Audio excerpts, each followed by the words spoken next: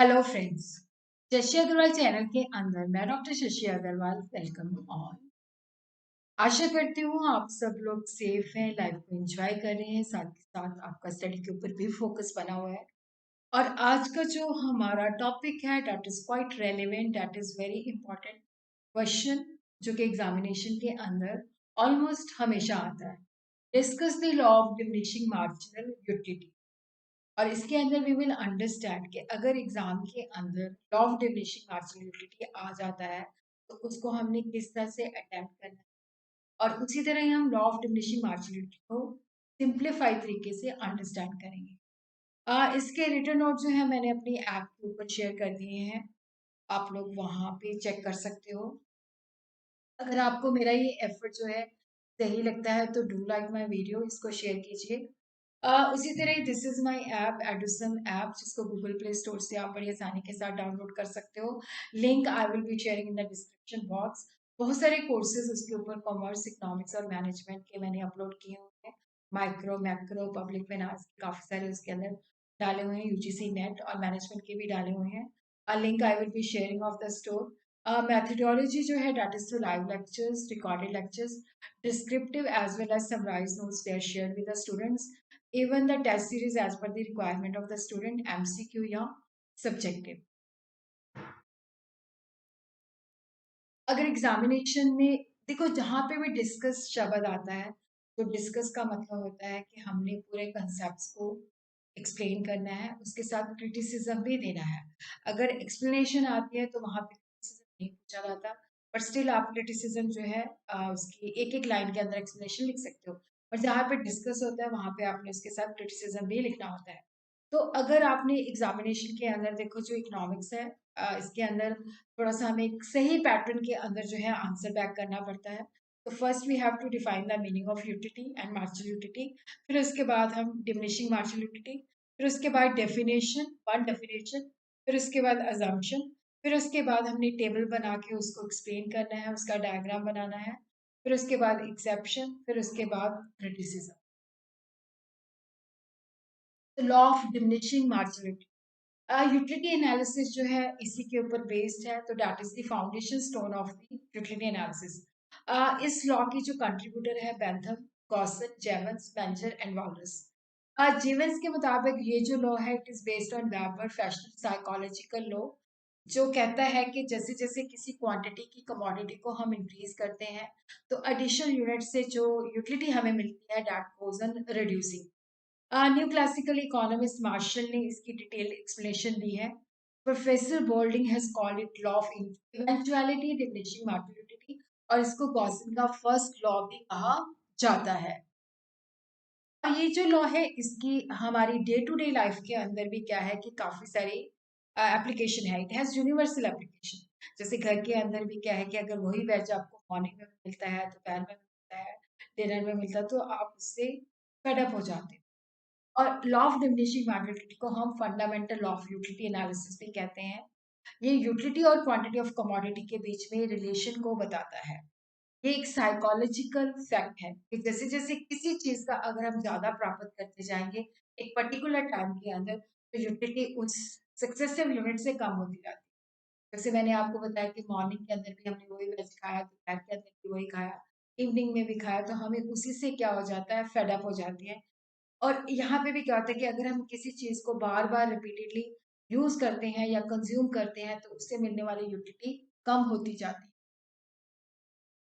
According to Dr. Marshall, the additional benefit which a person derives from a given increase of his stock of a thing diminishes with every increase in the stock that he already has. कि जब हमारे stock के अंदर उसी चीज़ का और increase होता है तो उससे एडिशनल बेनिफिट कम हो जाता है। Professor Bolding is defined as a consumer increases the consumption of any one commodity, keeping the constant the consumption of all other commodities. अगर हम दूसरी commodities की consumption को constant रखें, किसी एक particular commodity की consumption को increase करते हैं, तो marginal utility जो है उसकी कम होनी शुरू हो जाती है। ये जो लॉ है कुछ अजम्पशंस के ऊपर, कुछ कंडीशंस के ऊपर बेस्ड है कि यूटिलिटी को हम कार्डिनल नंबर के अंदर मेजर कर सकते हैं। अगर मैंने चाय पी है तो मैं कह सकती हूँ कि चाय का एक कप पाने से मुझे इतनी यूटिलिटी मिली है। कार्डिनल नंबर का मतलब होता है कि हम मैथमेटिकली जैसे 1 2 3 इस फॉर्म में बता सकते हैं, एडिशन कर सकते हैं, सब्ट्रैक्शन कर सकते हैं।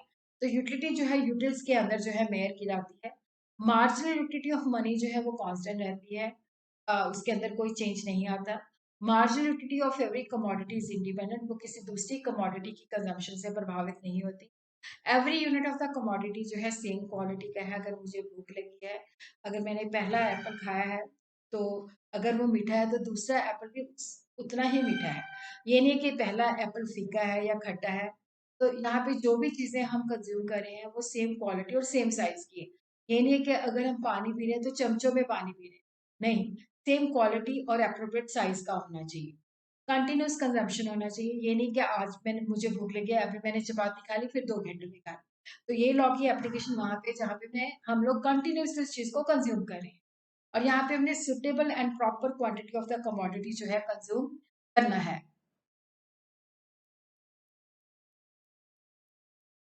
Income, fashion, habit and prices के अंदर कोई चेंज नहीं है। और यहाँ पे हम जो व्यक्ति जो ले रहे हैं नॉर्मल है, गुड्स भी नॉर्मल है, और गुड्स को हम छोटी-छोटी मात्रा के अंदर ले सकते हैं। अब हम इस लॉ को एक्सप्लेन करेंगे टेबल की मदद से। जैसे आप लोग यहाँ पे देख रहे हो कि यहाँ पे एक व्यक्ति जो है आइसक्रीम कप जो है कंज्यूम कर रहा है, और जैसे जैसे वो आइसक्रीम को कप जो है कंज्यूम कर रहा है उससे मिलने वाली यूटिलिटी कम हो जाती है। फिफ्थ यूनिट के अंदर ये जीरो हो जाती है और सिक्स यूनिट के अंदर बिकम्स नेगेटिव। तो आपने वहां पे एक्सप्लेन करना है कि अ, इस टेबल से इंडिकेट होता है कि जैसे जैसे हम ज़्यादा यूनिट्स ऑफ आइसक्रीम कंज्यूम करते जा रहे हैं, उससे मिलने वाली यूटिलिटी कम होती जाती है, और फिफ्थ यूनिट में it becomes zero, six unit के अंदर इट बिकम्स नेगेटिव।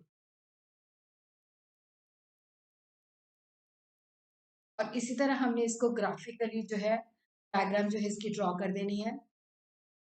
तो यहाँ पे आपने 1 2 3 4 5 और 6।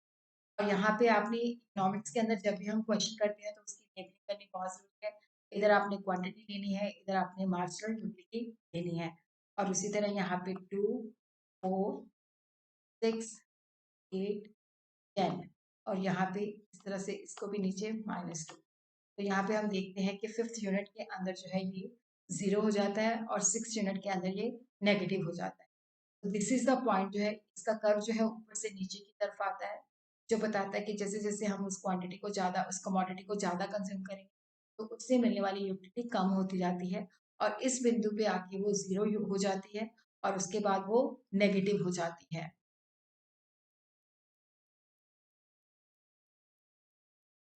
मार्जिनल यूटिलिटी कर्व जो है slopes downward from the left to right, जो हमें बताता है कि जैसे जैसे हम उस चीज़ को ज़्यादा कंज्यूम करते जाएंगे उससे मिलने वाली यूटिलिटी कम होती जाती है। फिफ्थ यूनिट के अंदर ये ज़ीरो हो जाती है और सिक्स यूनिट के अंदर ये नेगेटिव हो जाती है। कॉजेज़ क्या है? एक तो कमोडिटी जो है एक दूसरे के परफेक्ट सब्स्टिट्यूट नहीं है। परफेक्ट सब्स्टिट्यूट्स का मतलब होता है कि जैसे हम उसको एक जगह पे दूसरी वस्तु की जगह पे वो पूर्ण स्थानापन्न नहीं है। जैसे टी एंड कॉफी है तो एक दूसरे के परफेक्ट सब्स्टिट्यूट नहीं है। हम सीमा तक ही उसको वहाँ पे सब्स्टिट्यूट कर सकते हैं। तो इस वजह से क्या होता है कि जब हम सब्स्टिट्यूट करते हैं तो एक सीमा तक कर सकते हैं, उसके बाद जब हम सब्स्टिट्यूट करते हैं तो वो प्रोपोर्शन डिस्टर्ब हो जाता है, तो कंज्यूमर को मैक्सिमम सेटिस्फेक्शन नहीं मिलती। और उसी तरह क्या है कि यहाँ पे जब हम किसी पर्टिकुलर वांट को सेटिस्फाई कर लेते हैं, सैचुरेशन पॉइंट हो जाता है, तो नेचुरली उससे हमें यूटिलिटी नहीं मिलती। और उसी तरह क्या होता है कि हर एक कमोडिटी के बहुत सारे ऑल्टरनेटिव्स होते हैं, कुछ ज़्यादा इंपॉर्टेंट होते हैं, कुछ लेस होते हैं। जैसे घर के अंदर अगर बीमार है और दूध बहुत एक्सपेंसिव है, तो दूध हम बच्चों के लिए यूज़ करते हैं, और जो मतलब बुजुर्ग लोग होते हैं या बीमार लोग होते हैं उनके लिए यूज़ करते हैं।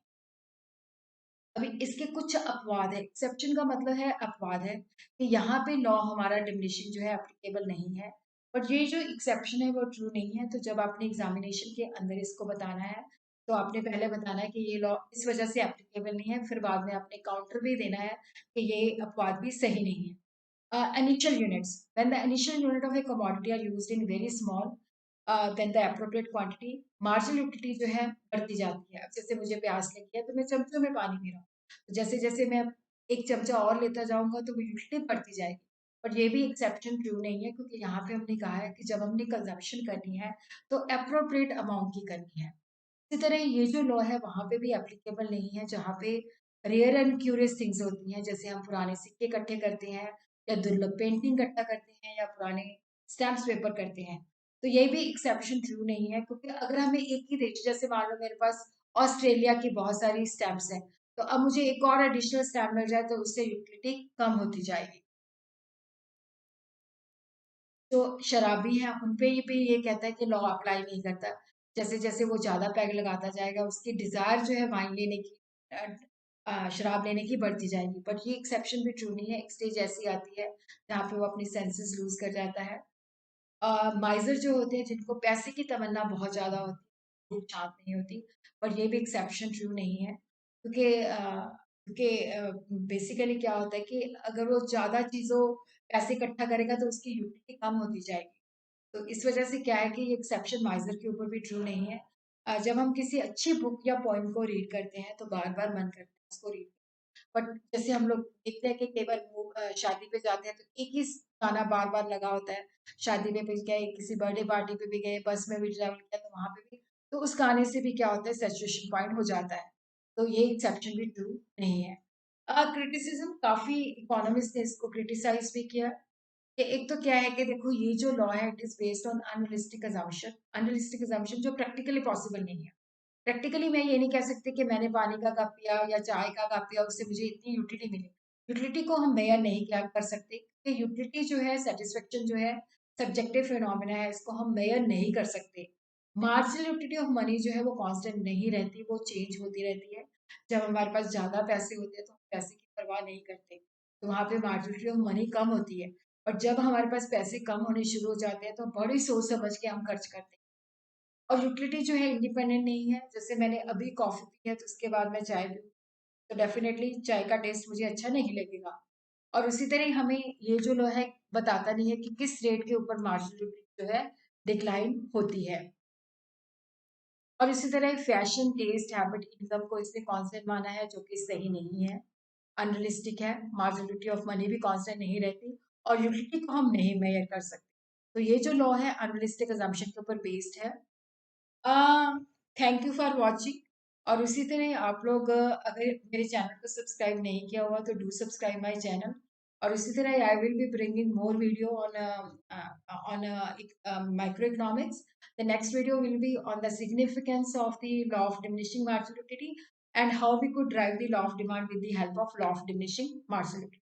And thank you for watching.